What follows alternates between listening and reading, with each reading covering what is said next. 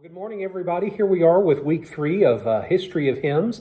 Today's hymn is going to be Take My Life and Let It Be. It can be found on page 399 in the hymnal. We're going to talk a little bit about this hymn. We're also going to talk about a little bit about hymns in general. So when you look at the page of Take My Life and Let It Be, number 399, and I'm going to show you a picture of it, you can see the hymn, and you'll see down on the bottom of the left-hand side, you'll see words by so-and-so and music by so-and-so. Remember, it's not very often that hymns were written, words and music by the same person, at least not early on in hymn writing. In the more modern hymns that have been written in the 20th century and the 21st century, usually the words and the music are both written by the same person. But in the 19th century and before, they were usually not. So the other thing I want to talk about is on the right-hand side. If you look down in the bottom right-hand corner on a page in the hymnal, you're going to see a couple of different things. You're going to see usually a set of numbers with periods, and you'll also see a word. And that is the name of the tune. The composer of this tune named it Messiah. And then you see 77.77D. Okay, now what is this? What is this?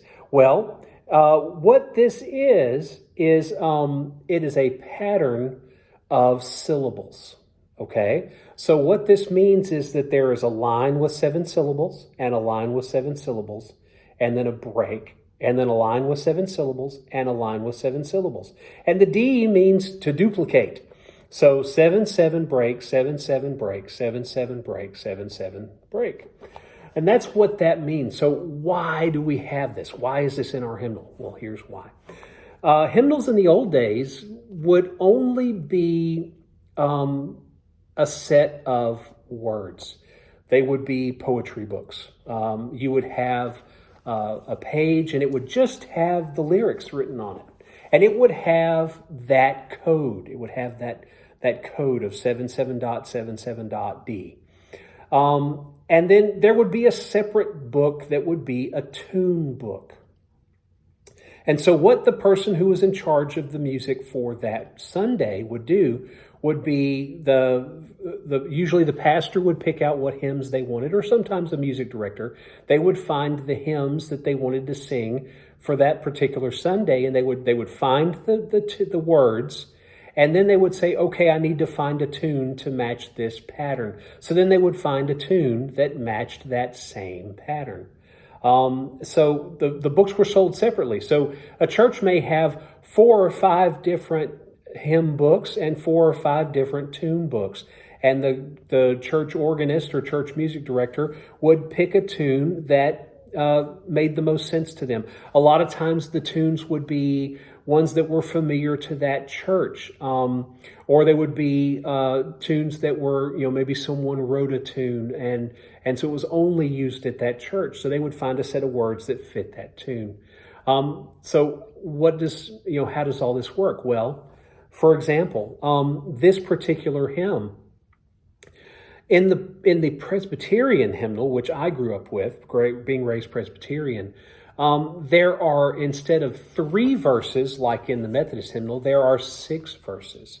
And so the metrics for that is 77.77, and then there's an indicator that the last line is repeated. So in the Presbyterian hymnal, the way we did this hymn is like this. Take my life and let it be consecrated, Lord, to Thee. Take my moments and my days, let them flow in ceaseless praise. Let them flow in ceaseless praise. So you can see I repeated the last line of that first verse. And all of the verses are done the same way. The last line, that last 7, was repeated. So in the Presbyterian hymnal, there are 6 verses. Well, in the United Methodist hymnal, we take verse 1 and verse 2 and put them together, and that becomes verse 1. So in the United Methodist hymnal, there's only 3 verses printed in the hymnal, but it's actually 6 verses. So let's talk a little bit about the history of this hymn. If you look down at the bottom of the page, it says that the person who wrote the words was Frances R. Havergal. And we're going to talk a little bit about her. We know that she was from England. Frances Ridley Havergal. She was born in 1836 and lived until 1879. She didn't live a very long life, but she lived a very faithful life committed to Christ. We know that she started her spiritual journey very early. She was memorizing Bible passages at the age of 4 and writing verses by the age of 7. Her father was an Anglican minister, and he was also a devoted hymn writer as well. She only lived to be 43, but during that time she spoke several modern languages and also could speak and write Hebrew and Greek. She was also known as an accomplished pianist and singer all throughout England. So how did she write this hymn? She wrote this hymn in 1874, so only 5 years before she passed away. This is what she says about the writing of this hymn. I went for a little visit of 5 days to Arley House. There were 10 persons in the house, some unconverted and long prayed for, some converted, but not rejoicing Christians. He gave me the prayer, Lord, give me all in this house. And he just did. Before I left the house, everyone had got a blessing. The last night of my visit after I had retired, the governess asked me to go to the 2 daughters. They were crying. Then there were both of them trusted and rejoiced. It was nearly midnight. I was too happy to sleep and passed most of the night in praise and renewal of my own consecration.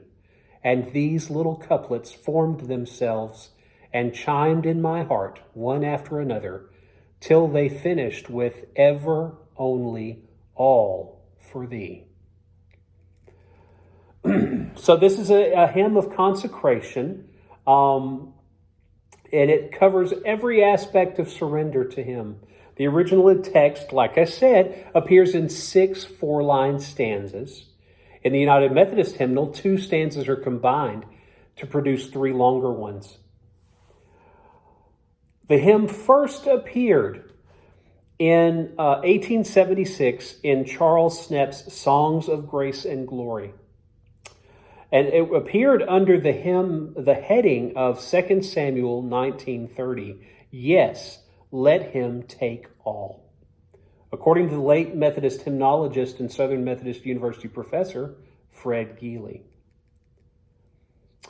Each stanza explores more deeply what it means to surrender to Christ. The first stanza consecrates the singer's life and movements, as well as their hands and feet.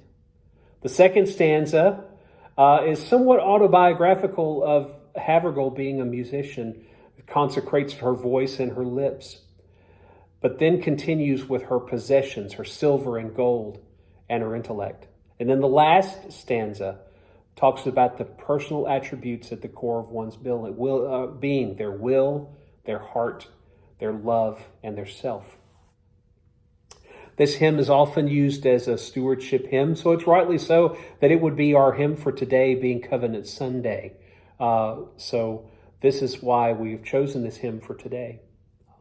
Now we're going to take our time and sing the version in the United Methodist hymnal, Take My Life and Let It Be.